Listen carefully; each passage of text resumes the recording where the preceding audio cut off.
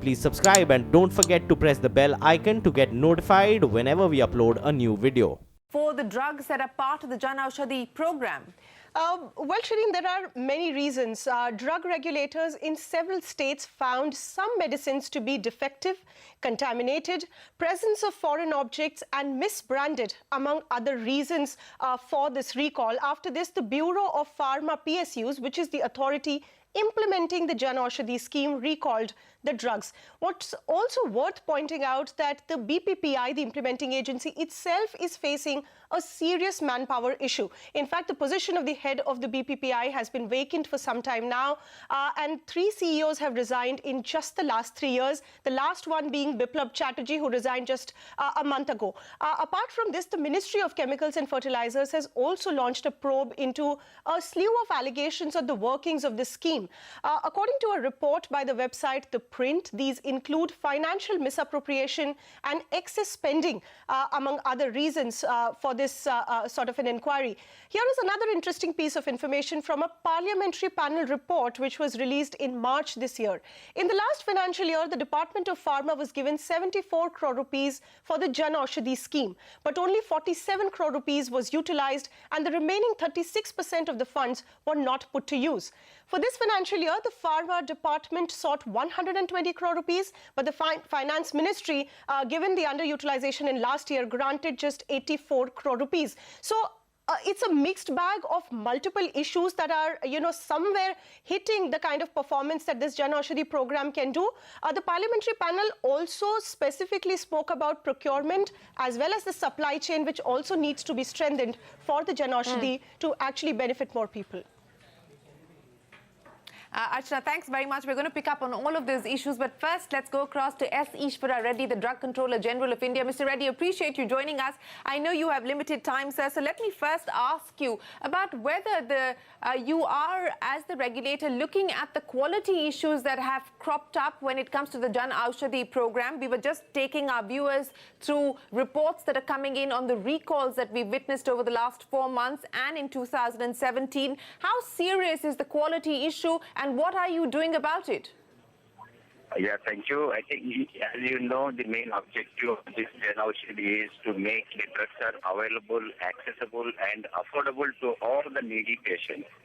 And the government, we have stringent regulations under the Drugs and Cosmetic Act to monitor the quality of the medicines. We have a well-defined standard, that is good manufacturing standard. The product has to comply before it is marketed in India. We don't have any differences between the generic or branded regulations for regulating the quality of the product. Regulations are remain same.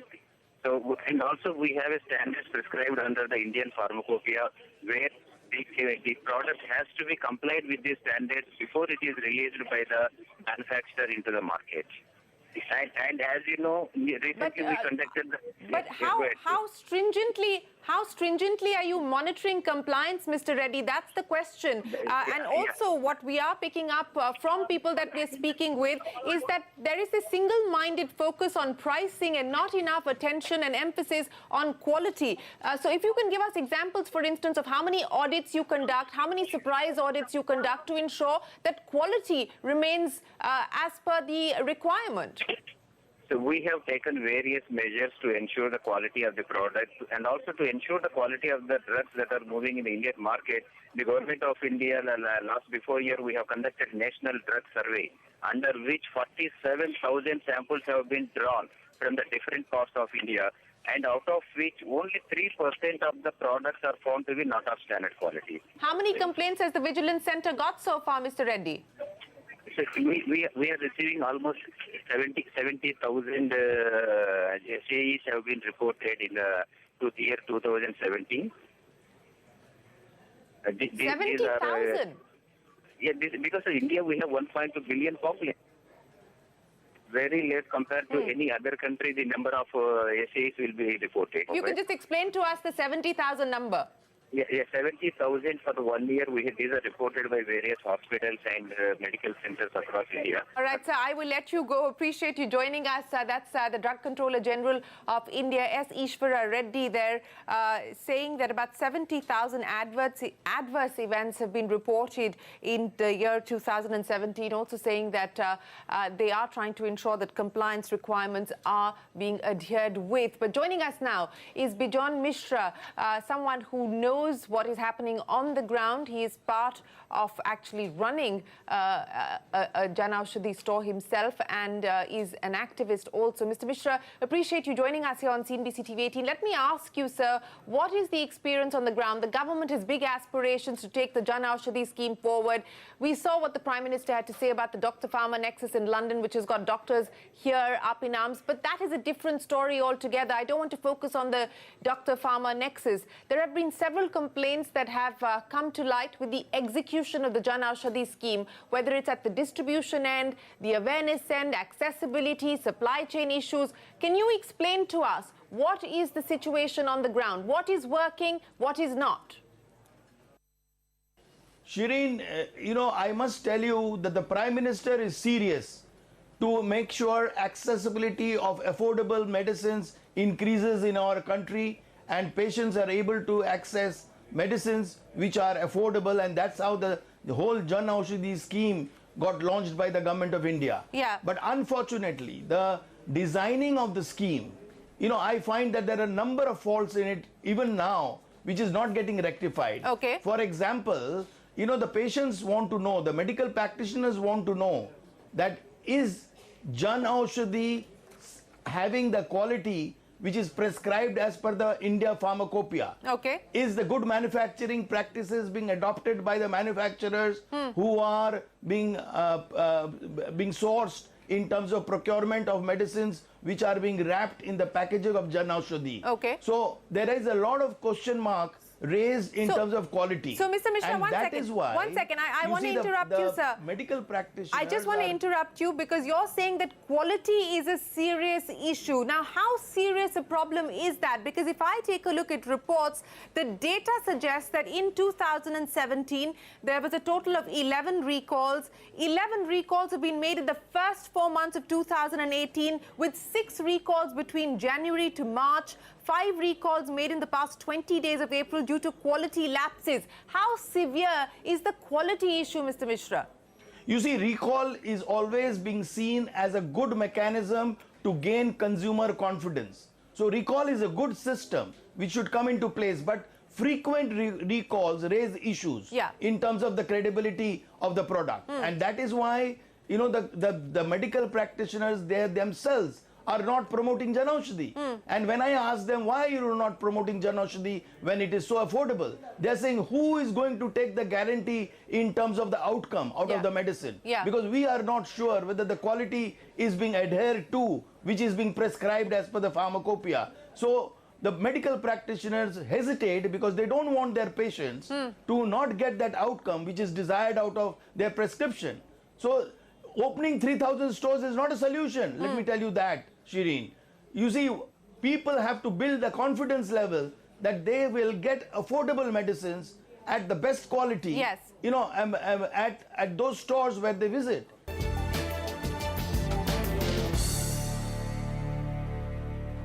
All right, Shireen, thanks for taking us through that discussion. But let's get to the flashes that are on your screens. Backed by KKR, Radiant has also entered the fray for Fortis and has submitted a binding bid for the company. Nisha Podar, who's been tracking this from day one, is here with the details. Nisha, 2 questions to you.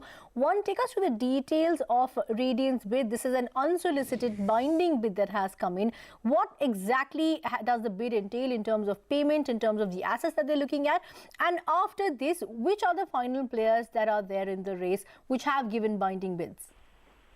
So your first question I'll take first. The final entrant which has come in at the last hour of the end of the deadline is KKR-backed Radiant Life, and they've given a binding bid for buying out Fortis. In fact, in terms of valuations, they are higher than most of the players, and they have offered 1,200 crore rupees of upfront payment by buying out the Mulund facility of RH. So that will take care of the immediate liquidity of Fortis Healthcare. And then on top of that, they remember earlier had given a 10,000 crore rupees offer of spinning off the given a 10,000 crore rupees offer of spinning off the business or hospital business of the company and buying it out as an all-cash deal, and then also putting in enough money to buying out RHT and taking over that company as well. So this is a simple offer that they have on the table. It has been made into a binding, and the rest of the offer is contingent on due diligence. Only 1,200 crore upfront payment is binding in nature. And similarly, Munjal Burman has also given a part of the payment as upfront payment binding in nature. Apart from that, IHH has also given a binding offer today with only 650 crore rupees as binding, the rest being based on the due diligence process, and the total offer is 4,000 crore rupees, and Manipal, TPG are already in the race. So these four players have given the binding bids. Okay, Tisha, thank you so much for joining in. That is a story that we'll be tracking very closely tomorrow morning onwards. And of course, that stock will be in focus as well. Time for another very quick commercial break. Up next, exporters make a fresh push for the government to expedite the release of pending input tax credit refunds. Exclusive details on the other side.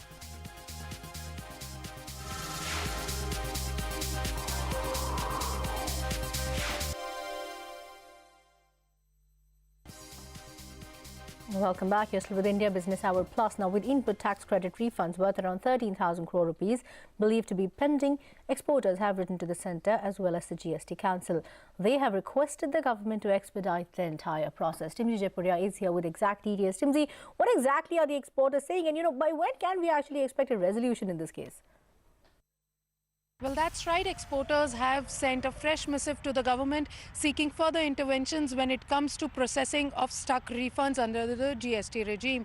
Now, this time, exporters have written to Commerce Minister, to Finance Ministry and to GST Council, calling upon them to try and resolve their issue of stuck refunds as soon as possible. What I gather from my sources is the fact that about 10,250 crore worth of refunds have been processed till 31st March. Whereas there is still a substantial amount of refund which is stuck, which is about 12,750 crore rupees. Now, the reason why these refunds are stuck, firstly, a lot of information is yet to come from GSTN. Once GSTN gives these details to the Customs Department, only then Customs can process refunds. Secondly, a lot of states have not processed the ITC claims made by these exporters, where ITC claims are stuck, and there's a mismatch in the forms and the invoices, which is also leading to refunds not getting processed. So what I also pick up from sources is the fact that Vanja Sana, who is the chairperson of CBIC,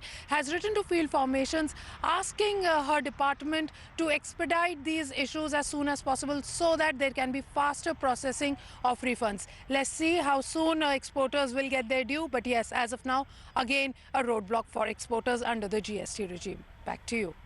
Okay, fair enough, Timsi. Thanks for joining in with that. Now, Reliance Naval was in focus today, with the stock ending the day down around 15%. This after auditors raised doubts about the defence manufacturing company's ability to continue as a going concern, questioning its ability to generate cash flows and profit. Anisha Jain is here to put this into perspective. Anisha, what have the auditors said, and what are the grounds of these concerns that they have raised?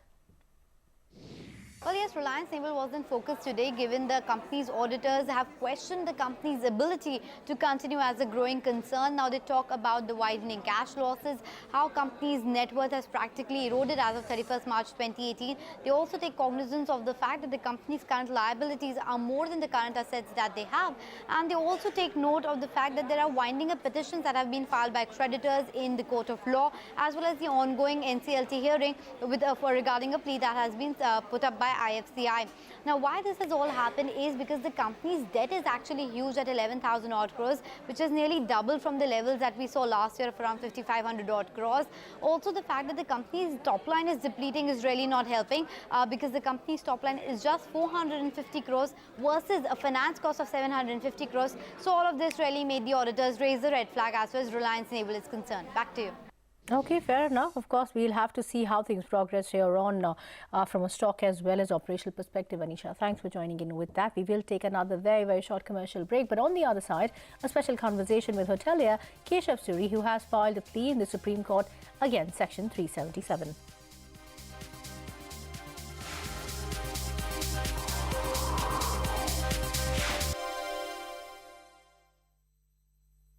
Back, get ready to fly from Noida in around 3 years. Yesterday, the centre gave an in-principle nod to the proposed greenfield airport near Jewar in Gautam Budh Nagar. Now, PricewaterhouseCoopers, who has been appointed as the consultant to prepare the feasibility report, has already given its thumbs up to the project. Now we learn that the Uttar Pradesh government is keen to start partial operations at the airport in the next 3 years. Ashpreet Sethi is here to put this into perspective.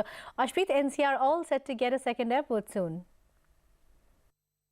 Well, definitely something for Delhi residents and Noida residents coming forward. In fact, we pick up from sources UP government is keen on completing phase 1 as far as Jewar airport is concerned within 3 years. All other states are on board. In fact, we also have access to the PwC report which was given as far as feasibility of the airport is concerned. They have given a thumbs up. They are saying 100 million passengers will be the kind of passengers they will be dealing with at this airport by 2050. 2022-23 is when they are targeting that the airport should become functional. A host of important cities like Delhi, Pune, Ahmedabad will be catered to. But as far as Udan is concerned, even that PwC's report says that has a lot of potential for Jewar airport as far as meeting with the targets is concerned. 6 million passengers by 22 and 23. The first year of operation is what they are looking at. We'll have to wait and see what happens next, because remember, the nod from the Civil Aviation Ministry for the Jewar airport is already in place.